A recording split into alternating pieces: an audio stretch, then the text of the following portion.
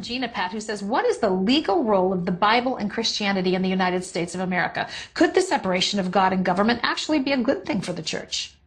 Gina, I think the separation of God from government has been a tragedy for the whole country. It's been a tragedy to think this is a secular country.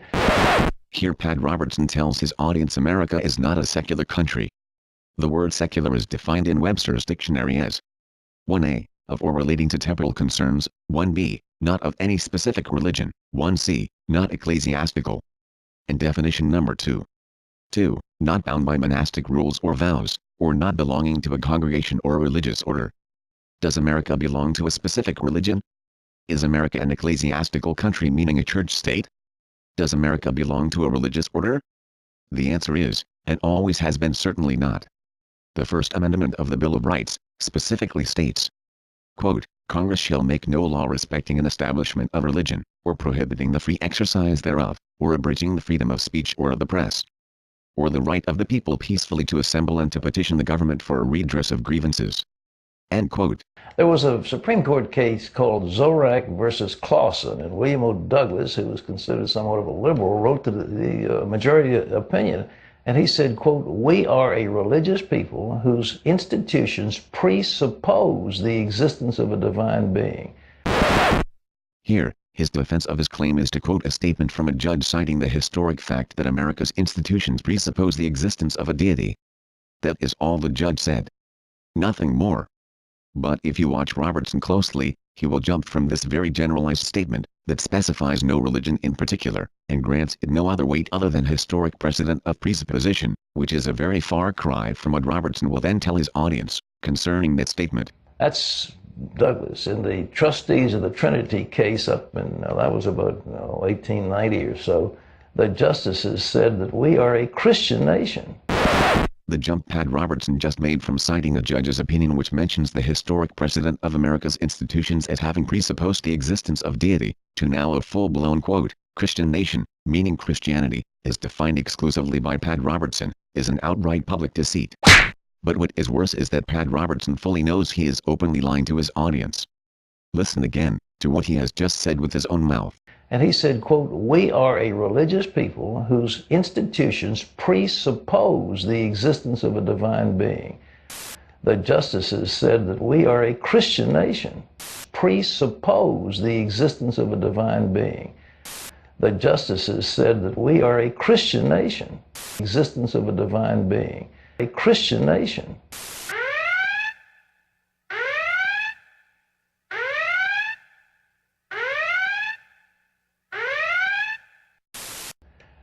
So this country was founded on the principles of Christianity. The early settlers were Christians. So what is the role? The role is that they thought they were establishing a Christian country. And subsequent attacks by the ACLU, by communist groups, by left-wing groups, by... Here Pat Robertson continues his lies to Americans. Here Pat Robertson continues his lies to Americans, by claiming that the separation of church and state did not exist. The original founders were establishing a Christian religious nation, which is cloaked code language for a Vatican church state, and that quote left-wing groups like the ACLU are the only reason Americans mistakenly think they live in a secular country called America. What complete hogwash. Pat Robertson would be utterly ashamed of himself if he had any kind of conscience, but he does not, because he is a Vatican traducianist, and he believes in the Vatican doctrines of utilitarian deceit. But one thing you should be clearly aware of about Pat Robertson: first, he is a fake Protestant Christian. He does not embrace or believe in Protestant theology or traditions concerning the texts of Scripture, and secondly, he is not a Christian. No one becomes a Christian by presupposing the existence of a deity, yet that is precisely how loose Robertson's definition of the word Christian really is, as you just got finished watching him explain with his own mouth.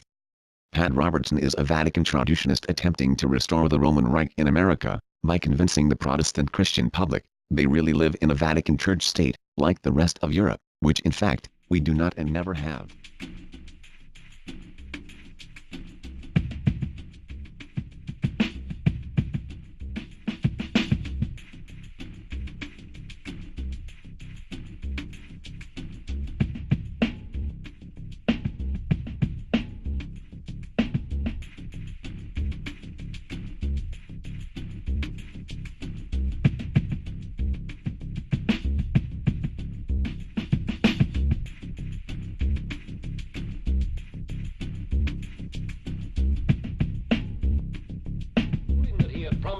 appoint the most qualified woman I can possibly find to the Supreme Court, Mr. Reagan this morning announced he had found such a woman. I will send to the Senate the nomination of Judge Sandra Day O'Connor of Arizona Court of Appeals for confirmation as an Associate Justice of the United States Supreme Court. The White House has received thousands of letters and telegrams opposing Judge O'Connor's nomination from right-to-life groups. During my nomination, there was some criticism from one or two people who weren't too happy about it. Barry Goldwater had been a senator for some years. When my name surfaced, he immediately spoke out in support. Oh, Sandra O'Connor, pro-choice would have been part of this kind of libertarian thing. It was kind of like, hey, you know what I mean? Man goes out in the West, you got your land, you farm it, you take care of yourself. The government shouldn't tell you what to do. If it's going to take a fight, they're going to find old Goldie fighting like hell. I'm probably the most conservative member of Congress, and I don't like to get kicked around by people who call themselves conservative on a non-conservative matter. This is not a conservative issue. Abortion is not a conservative issue. It's a question of who's best for the court. Reverend Jerry Falwell says that good Christians should be opposed to Sandra O'Connor. Well, you know what I said about good Christians. No, I said all good Christians should kick him in the ass. When it comes to the place that these groups try to take away the power of the American citizen, then I have to take exception to it. That's not tasteful. I don't like to do it. But I will oppose this abuse of constitutional power any place that I have to.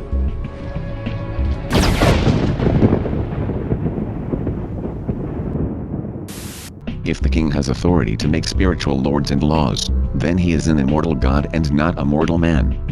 O king, be not seduced by deceivers to sin against God whom you ought to obey, nor against your poor subjects who ought and will obey you in all things with body, life and goods, or else their lives be taken from the earth. God save the king. End quote. A letter from Thomas Helwys to King James, written from Spitalfield, England, near London, in the year 1612 AD. Thomas Helwys, a founding father of the Baptist movement in the early 1600s, was executed for treason against the state church in England. Security. Having been historical witnesses to and often the subject of abuses of absolute monarchical power centralized in the Roman papacy, or even by the state church in England.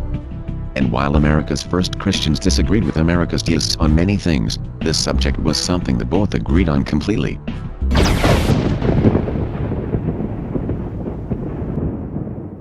C.H. Spurgeon joined the call in England for a separation of church and state as protection for the English against the rise of misguided and violent religious zealotry.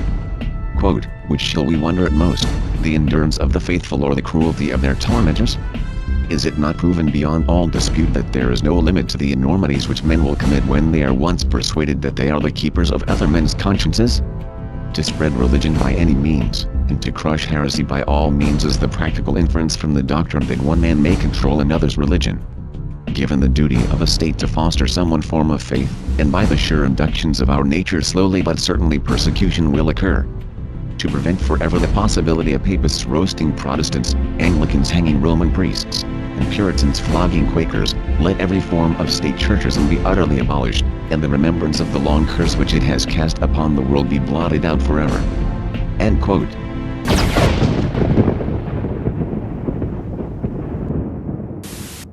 The Tripoli Treaty of 1797 between the U.S. and the Barbary States, unanimously approved by the U.S. Senate on June 10, 1797, specifically states that the U.S. is not a Christian nation.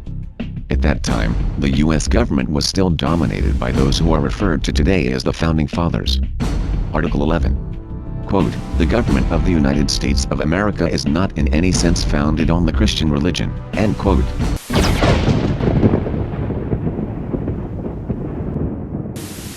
In 1992, Supreme Court Justice Harry A. Blackmun in the Lee v. Weissman ruling, stated, quote, when the government puts its imprimatur on a particular religion, it conveys a message of exclusion to all those who do not adhere to the favored beliefs. A government cannot be premised on the belief that all persons are created equal when it asserts that God prefers some. End quote.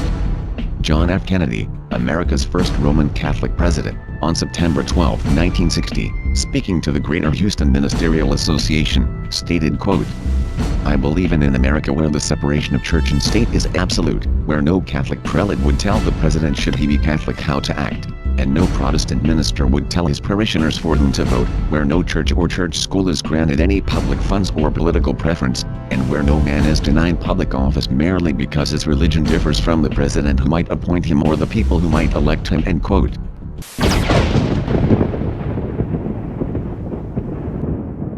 Quote, James Madison was the fourth president of the United States, and is hailed as literally the, quote, father of the Constitution, end quote, for being the primary author of the United States Constitution and the author of the United States Bill of Rights.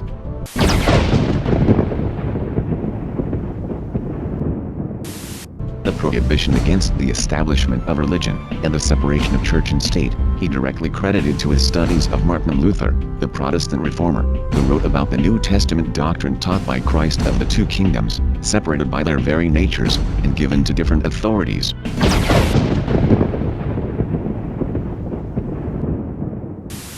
In his personal correspondence dated December 3, 1821, he wrote with great clarity, quote, "It illustrates the excellence of a system which by a due distinction to which the genius and courage of Luther led the way between what is due Caesar and what is due to God best promotes the discharge of both obligations.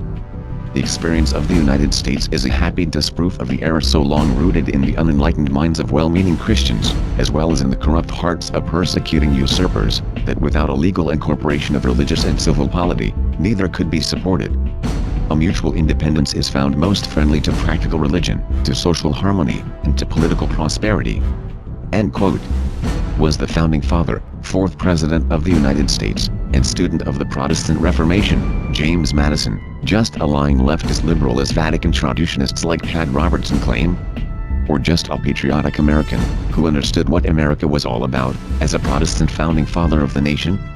And if he was, as it is clear he was, an American patriot and a founding father of the country, who made his intent clear that there was to be a separation between church and state in America based upon the very Constitution he had penned, then Pat Robertson is simply a Vatican traditionist using disinformation to deceive his own Protestant Christian audience into accepting a Vatican-controlled church state, and as such Pat Robertson is also a traitor to our country, our Constitution and the ideals of American democracy it was founded upon.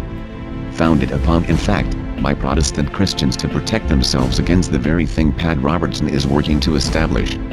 But perhaps even worse than this political condemnation offered by the very author of our Protestant-inspired Constitution, is his moral judgment concerning the nature, character and motives of such a person as Pat Robertson and his partners in political subterfuge of the American Republic. He calls men by the likes of Pat Robertson out, by the phrase, quote, corrupt hearts of persecuting usurpers, which appeal to unenlightened minds of well-meaning Christians, end quote, which is precisely what Pat Robertson and his organizations are, though this truth was penned almost 200 years ago, by our very own very Protestant, very Christian, founding father President James Madison.